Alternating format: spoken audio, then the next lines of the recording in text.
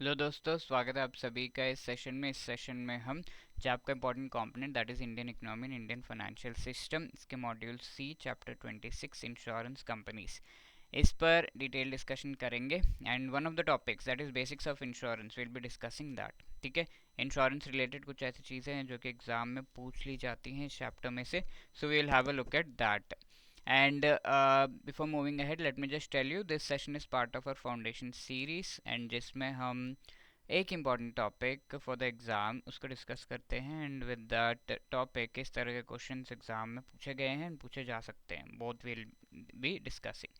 So through these sessions you are getting a basic idea as to which topics are really important for the exam and which kind of questions can be asked. Okay, before moving ahead, let me just remind you, if you are preparing for the JAB exam, then definitely अगर आपके पास time की कमी है तो you should definitely consider a guidance. ठीक है, so EduTab has come up with this guidance with the master course.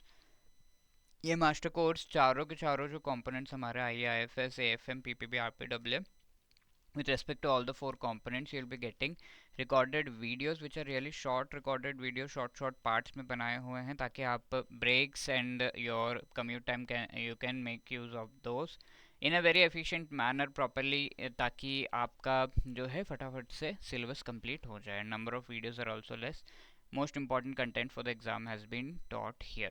Okay, इसके साथ साथ each and every chapter से related MCQs, full length mock test, then we have short notes as well as the हम कह सकते हैं live classes के through आपको जो है रिवीजन कराया जाता है as part of this master course.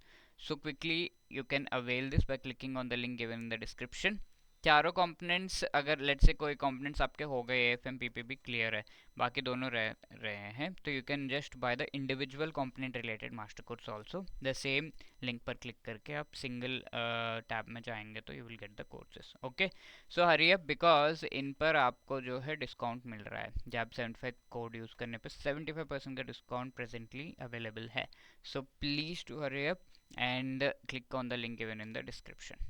Now will be discussing about the insurance companies. A few basics क्या है इंश्योरेंस कंपनी की. अगर हम बात करें तो there is a contract of insurance, two parties mainly यहाँ पर होते हैं. ओके, मीनिंग की अगर हम बात करें तो first person is first entity is the insurer. ठीक है, लेट्स से LIC और उसका एजेंट है, वो लोग हैं, and the person who is getting insured. ठीक है, तो these are the entities. Now why, what is meant by insurance in general and why do they get insured. तो जनरली जो भी आपका लॉस हो रहा है, to make this loss good, this is the work of the insurance company. ठीक है, whatever loss can be made good. For example, bike का डैमेज हो गया due to some reason, तो you are getting the entire money cost of this particular bike. ठीक है, 2 lakhs का है let's say, तो you are getting 2 lakh rupees as a insurance and you can buy a new bike. ठीक है, तो इस तरीके से insurance companies work. तो they will be providing this insurance and उसके सामने ये कुछ प्रीमियम लेते हैं हमसे रेगुलर बेसिस पे, एंड दैट प्रीमियम देते हुए you will be getting the insurance, right.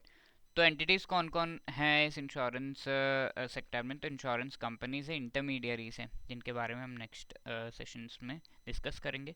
Intermediaries of insurance and insurance regulator IRDAI. तो IRDAI insurance regulatory and development authority of India, ये इंश्योरेंस सेक्टर को कम्प्लीटली रेगुलेट करता है. Okay, so let us have a look at the history and development, कैसे insurance का हुआ. तो ancient times में मनुस्मृति एंड यज्ञवल्क्य धर्मशास्त्र जैसे कहा जाता है, कौटिल्य अर्थशास्त्र में इन्होंने जो है यज्ञवल्क्य के द्वारा धर्मशास्त्र में इन इंश्योरेंस रिलेटेड चीज़ों को जो है मेंशन किया गया है. Marine trade loans, carriers, contracts वगैरह जो है दिए जाते थे, एंड इसमें इंश्योरेंस से रिलेटेड थोड़े जो है इसके फीचर्स आपको देखने को मिलेंगे. इंडिया में 1818 में एक इंश्योरेंस कंपनी एस्टैब्लिश होती है, और ये ब्रिटिश के आने के टाइम पे है, and obviously before the independence of India. तो उसे फर्स्ट इंश्योरेंस कंपनी का नाम दिया गया था. ठीक है, उसने नाम लिया था. तो फर्स्ट इंश्योरेंस कंपनी थी इंडिया में, it's name is also really familiar, first insurance company, तो आराम से आप याद रख सकते हैं. और ये फर्स्ट इंश्योरेंस कंपनी इसके बाद oriental life insurance company Calcutta में आई, और काफ़ी सारे मद्रास बॉम्बे में. तो एज यू नो, ब्रिटिश का मेन जो सेंटर्स है they are Calcutta, Madras and Bombay. तो in those regions many insurance companies came. 1914 में गवर्नमेंट ऑफ इंडिया जो है इंश्योरेंस कंपनीज के रिटर्न्स को पब्लिश करने लगा, यानी कि इंश्योरेंस कंपनी कैसे प्रॉफिट से क्या है, तो उसके फाइनेंशियल्स ताकि पूरा मार्केट समझ पाए and they can actively engage with them, ये चीज़ें करी गई। लॉस लाए गए इंडियन लाइफ इंश्योरेंस का companies act of 1912। First act था related to life insurance in India. Then Indian insurance companies act, ये life plus general insurance related act है, इंश्योरेंस एक्ट ऑफ 1938 जो अभी भी चल रहा है। तो ये अर्ली एंड ब्रिटिश के टाइम का ये सारा कुछ है। अब 1960 से 80s, 1947 में इंडिपेंडेंस मिल गया, 60s एंड 80s के बीच में क्या डेवलपमेंट रहा है। 1956 में नेशनलाइजेशन हुआ बहुत सारे लाइफ इंश्योरेंस कंपनीज का मेनली। तो ये सारे मिलकर लाइफ इंश्योरेंस सेक्टर में LIC को एस्टेब्लिश करते हैं, LIC एक्ट भी आया। तो आई होप यू रिमेंबर कि 1955 में एक वेरी इंपॉर्टेंट बैंक एस्टेब्लिश हुआ था। If anyone remembers you can let me know in the comment section. 1956 में LIC को एस्टेब्लिश किया गया है, तो please remember. First general insurance company India में कौन सी थी? ट्राइटन इंश्योरेंस कंपनी 1850 में आई थी कैलकाटा में। ठीक है, तो ये तो हो गया लाइफ इंश्योरेंस, बट ये जनरल इंश्योरेंस कंपनी है। फर्स्ट कंपनी जो सारे के सारे टाइप्स ऑफ इंश्योरेंस प्रोवाइड करने लगी थी, Indian mercantile insurance limited 1907। General insurance council 1957 में बैठी और उन्होंने कहा कि लाइफ इंश्योरेंस रिलेटेड तो बहुत कुछ है, but we should come up with a general insurance related initiatives in India. ठीक है, तो ये एक विंग है of the Insurance Association of India. Code of conduct इन्होंने फ्रेम किया, डिफरेंट डेवलपमेंट्स से रिलेटेड बातें की। अब और क्या डेवलपमेंट्स हुए इंडिया में इंश्योरेंस अमेंडमेंट एक्ट ऑफ 1968 आया, जो कि इन्वेस्टमेंट्स जो इंश्योरेंस कंपनीज कर रहे हैं उनके सॉल्वेंसी मार्जिन्स, यानी कि कितना कितना उनके पास जो है कैपिटल मेंटेन्ड है इंश्योरेंस के सामने, so that they can give the money. तो वो सब से रिलेटेड सारे नॉर्म्स एंड रूल्स बताए गए।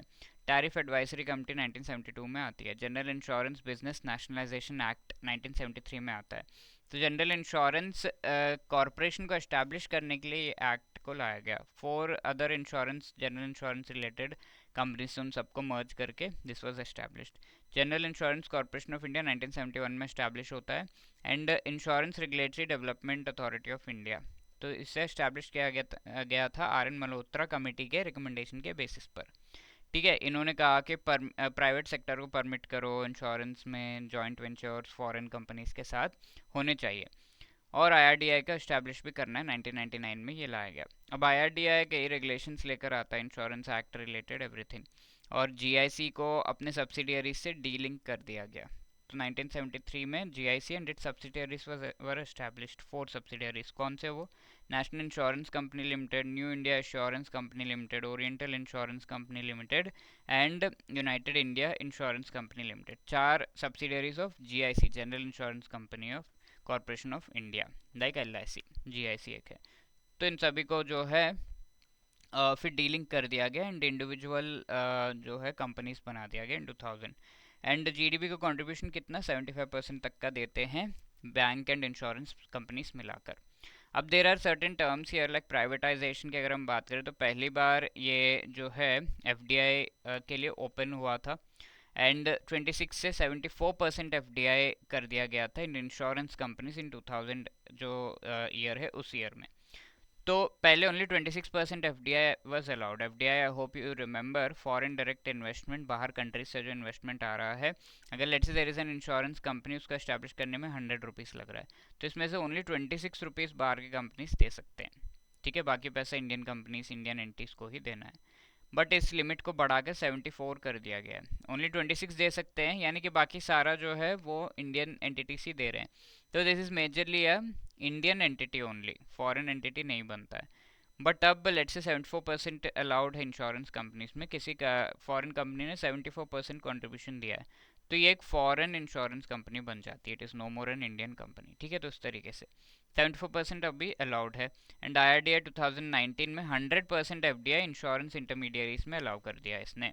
ठीक है, अब there are some other things like insurance act 1938, LIC act of 1956, ये लेजिस्लेशन से इम्पोर्टेंट इंश्योरेंस विंग फर्स्ट जो है कॉमर्स मिनिस्ट्री जो है उसके साथ अटैच था, अभी फाइनेंस मिनिस्ट्री के अंडर इंश्योरेंस के सारी चीज़ें होती हैं। कंट्रोलर ऑफ इंश्योरेंस के नाम से एक जो है रजिस्ट्रेशन करने के लिए बॉडी थी गवर्नमेंट ऑफ इंडिया की।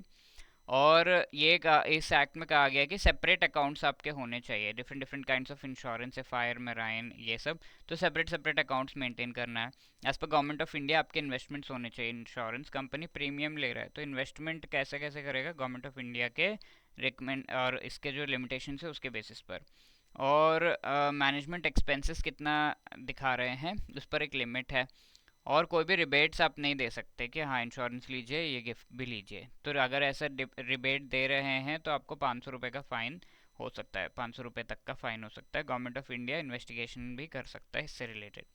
LIC एस्टेब्लिश करने के लिए 5 करोड़ रुपीज़ का initial paid up capital required था। लाइक RBI का कितना इनिशियल पेड अप कैपिटल है, can anyone tell me please? Chat box में आप जो है बता दीजिए इन द कमेंट सेक्शन, ठीक है? तो let's see who will give the right answer.